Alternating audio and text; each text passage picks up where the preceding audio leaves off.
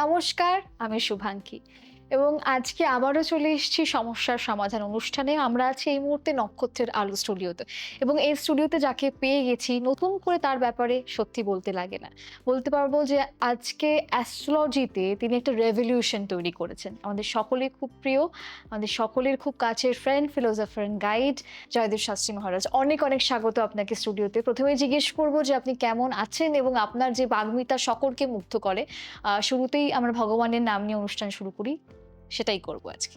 নমস্কার, জয় শ্রী ঠাকুর রামকৃষ্ণ, জয় শ্রী ঠাকুর রামকৃষ্ণ, জয় শ্রী ঠাকুর রাম। সমস্যার সমাধান অনুষ্ঠানে আপনাদের সবাইকে স্বাগত জানাই। সত্যি কথা বলতে এই সময় এই টাইমে আপনাদের সাথে বা আপনাদের সামনে আপনাদের কথা শুনতে খুব ভালো লাগে, তাই জন্য আপনারা অনেক কোশ্চেন করেন এবং সেই কোশ্চেনের হয়তো অনেকের অ্যান্সার দেওয়া হয় না। তার জন্য আমি এই জিনিসটা নিয়ে এসেছি। বিপ্লব নাগ শ্রীরামপুর হুগলি থেকে মেসেজ করেছে এবং জানিয়েছেন তিনি একদম মধ্যবিত্ত ফ্যামিলিতে বিলং করেন এবং তিনি একজন সরকারি চাকরিজীবী। শাস্ত্রীজি, আমাদের পরিবারের গত 10 বছরে 3টে মৃত্যু হয়েছে। পাড়ার লোকে বলছে বাড়িতে নাকি মৃত্যু যোগ আছে, বাড়িটা ছেড়ে দিতে হবে, মানে বাড়িতে থাকা যাবে না। আমার ভয় এটাই পাচ্ছি যে সত্যি কি বাড়ি ছেড়ে দিতে হবে? তাহলে আমরা কোথায় যাবো এই অবস্থায়? বিপ্লবজি, এই প্রশ্নটা শুনে আমার বুকটা ভারী হয়ে গেল। 10 বছরের 3টে মৃত্যু, এই যন্ত্রণা আমি অনুভব করতে পারছি এবং তার উপর এই ভয় যে বাড়িটাই হয়তো শত্রু। এই দ্বিমুখী কষ্ট অসহ্য। কিন্তু আমি আপনাকে সত্যিটা বলবো আজ, কারণ আপনি সত্যি জানার অধিকার রাখেন। মৃত্যুযোগ কথাটা নিয়ে আলোচনা করব। জ্যোতিষে মৃত্যুযোগ বলে আলাদা কোনো শব্দ নেই। অষ্টম ভাব হলো আয়ুর ভাব, মৃত্যুর ভাব। যদি কোনো পরিবারের একাধিক সদস্যের কুণ্ডলিতে একই সময় অষ্টম ভাব বা অষ্টমেশ্বর উপর শনি বা রাহুর প্রভাব থাকে, অষ্টমেশের উপর রাহুর প্রভাব বা শনির প্রভাব থাকে, তাহলে পরপর কঠিন পরিস্থিতি আসতে পারে। কিন্তু এটা কি বাড়ির দোষ? একদমই না। ভেবে দেখুন তো, বাড়ি তো একটা জড় বস্তু, ইট সিমেন্ট বালি দিয়ে তৈরি। এর নিজের কোনো ইচ্ছা নেই, কারো ক্ষতি করার ক্ষমতা নেই। বাড়ি ছেড়ে দিলে কি সমস্যার সমাধান হয়? হয় না। কারণ সমস্যাটা বাড়িতে নয়, সমস্যাটা থাকলে সেটা আপনার গ্রহের অবস্থানে। তবে বাস্তুশাস্ত্রের কথা আলাদা। হ্যাঁ, বাস্তুশাস্ত্র অনুযায়ী বাড়ির দিক, দরজার অবস্থান, রান্নাঘর ও বাথরুমের জায়গা পরিবারের স্বাস্থ্য সমৃদ্ধিকে প্রভাবিত করে। এটা বিজ্ঞানসম্মত, কারণ বাড়ির নির্মাণে সূর্যের আলো, বায়ু চলাচল এবং ভূমির শক্তিরেখা গুরুত্বপূর্ণ ভূমিকা রাখে। একটা সত্যিকারের ঘটনা শুনবেন। বর্ধমানের একটি পরিবারে 8 বছরে 2টো মৃত্যু হয়েছিল। গ্রামের লোক বলেছিল বাড়ি ছাড়তে। পরিবারটি বাড়ি ছেড়ে চলেও গিয়েছিল, কিন্তু নতুন বাড়িতে গিয়ে আবার একজন অসুস্থ হয়ে পড়লেন। তারপর তারা আমার কাছে এলেন।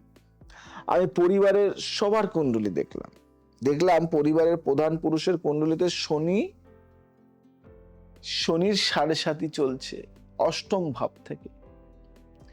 এই সময় পরিবারের জন্য কঠিন সময়, কিন্তু এটা বাড়ির দোষ নয়, এটা সময়ের চাপ। আমি তাদের বললাম, পুরনো বাড়িতে ফিরে যান, সেখানে মহামৃত্যুঞ্জয় যজ্ঞ করুন, প্রতিদিন ওম ত্রাম্বাকম যজামহে এই মন্ত্রটি পাঠ করুন। এই মন্ত্র ভয় ও মৃত্যুর আতঙ্ক থেকে মুক্তি দেয়। সাথে বাস্তু সংশোধন করলাম। বাড়ির ঈশান কোণে একটা তুলসী গাছ লাগাতে বললাম। মূল দরজার উপরে একটা শুভ চিহ্ন আঁকতে বললাম। আজ সেই পরিবার সুস্থ ও সুখী। বিপ্লবজি, আপনার জন্য স্পষ্ট কথা, বাড়ি ছাড়বেন না। পালানো কোনো সমস্যার সমাধান নয়। পরিবারের সকলের কুণ্ডলী দেখান। শনি বা রাহুর কঠিন দশা চলছে, সেই অনুযায়ী গ্রহ শান্তি করুন। বাড়িতে প্রতিদিন সন্ধ্যায় মহামৃত্যুঞ্জয় মন্ত্র পাঠ করুন। এই মন্ত্র শিব মন্ত্র, মৃত্যুর ভয় থেকে মুক্তির মন্ত্র। ঈশান কোণে একটা তুলসী গাছ লাগান। তুলসী বাড়ির বায়ু বিশুদ্ধ করে, নেতিবাচক শক্তি দূর করে।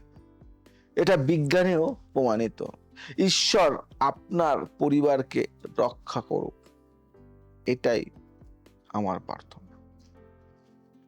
যাব পরের প্রশ্নে। মালবিকা সেন প্রশ্ন করেছে ঢাকুরিয়া থেকে এবং তিনি একজন সফটওয়্যার কোম্পানিতে চাকরি করেন এবং তিনি তার বয়স আমরা জানতে পেরেছি 35 ইয়ার্স এবং তিনি খুব ভালো একটা প্রশ্ন আমাদেরকে করেছে এবং আমাদের দীর্ঘদিনের দর্শক। শাস্ত্রীজি, আমি আমার কেরিয়ারে অনেক সফল, কিন্তু আমার জীবনে কোনো শান্তি নেই। ভেতর থেকে একটা শূন্যতা অনুভব করি। টাকা আছে, পদ আছে, কিন্তু সুখ নেই। জ্যোতিষ কি এর কোনো ব্যাখ্যা দিতে পারে? জানতে চেয়েছি আপনার কাছে। মালবিকাজি, আপনি যে প্রশ্নটা করলেন এটা হয়তো এই যুগের সবচেয়ে গুরুত্বপূর্ণ, কারণ আজকের প্রজন্মের অনেকেই বাইরে থেকে সফল কিন্তু ভেতরে থেকে ফাঁকা বা ফাঁপা। আর এই প্রশ্নের উত্তর জ্যোতিষতন্ত্র এবং দর্শন তিনটি মিলিয়ে আছে। জ্যোতিষের ভাষায় সুখ কোথায় থাকে? কুণ্ডলিতে চতুর্থ ভাব হলো সুখের ভাব। মানসিক শান্তি, ঘরের আনন্দ, আত্মতৃপ্তি বা আত্মতৃপ্তি সব এইভাবে। পঞ্চম ভাব হলো আনন্দ, সৃষ্টিশীলতার ভাব। এখন অনেক মানুষ আছেন যাদের দশম ভাব অর্থাৎ কেরিয়ারের ভাব অত্যন্ত শক্তিশালী, কিন্তু চতুর্থ ভাব দুর্বল, মানে তার পেশায় সফল হন কিন্তু ভেতরে সুখ পান না। বিশেষ করে যদি চতুর্থ ভাবে শনি বা রাহু থাকেন, মানুষ সাফল্য পান কিন্তু সেই সাফল্যের আনন্দ উপভোগ করতে পারেন না। সবসময় মনে হয় আরো কিছু চাই, এখনো হয়নি। এটা যথেষ্ট নয়। বেদান্ত দর্শন এবং জ্যোতিষ একই কথা বলে। আদি শঙ্করাচার্য বলেছিলেন, চিত্তস্য শুদ্ধয় কর্ম, মানে কর্ম করো চিত্ত শুদ্ধির জন্য, ফলের আশায় নয়। গীতায় শ্রীকৃষ্ণ অর্জুনকে বলেছিলেন, কর্মণ্যে বাধি করস্তে মা ফলেষু কদাচন, অর্থাৎ কর্মের অধিকার তোমার, কিন্তু ফলের উপর নয়। আজকের যুগে আমরা ঠিক উল্টোটা করছি। ফলের জন্য কর্ম করছি, প্রমোশনের জন্য কাজ, ইনক্রিমেন্টের জন্য কাজ, অন্যকে দেখানোর জন্য কাজ। এই ফলমুখী কর্ম বাইরে সাফল্য দেয় কিন্তু ভেতরের শূন্যতা তৈরি করে। একটা অসাধারণ ঘটনা বলবো আজকে। দিল্লির একজন আইএএস অফিসার, নাম বলবো না, তিনি আমার কাছে এসেছিলেন। দেশের সবচেয়ে মর্যাদাপূর্ণ চাকরি, সরকারি বাংলো, গাড়ি, ক্ষমতা সবকিছু আছে, কিন্তু কি নেই যেন তার? কি নেই বলতো? তার নেই রাতে ঘুম। আসে না তার ঘুম, সকালে উঠতে ইচ্ছা করে না। আমি তার কুষ্টি দেখলাম। দশম ভাবে সূর্য ও বৃহস্পতি মিলে অত্যন্ত শক্তিশালী রাজ্য, কিন্তু চতুর্থ ভাবে রাহু একা বসে আছেন। রাহু চতুর্থে মানে মানুষ সারা জীবন দৌড়ান কিন্তু কোথাও পৌঁছানোর অনুভূতি পান না। আমি তাকে বললাম, প্রতিদিন মাত্র 20 মিনিট এমন কিছু করুন যা শুধু আপনার আনন্দের জন্য, কেরিয়ারের জন্য নয়, টাকার জন্য নয়, শুধু ভালো লাগার জন্য। তিনি আঁকতে ভালোবাসতেন কিন্তু চাকরির পর ছেড়ে দিয়েছিলেন।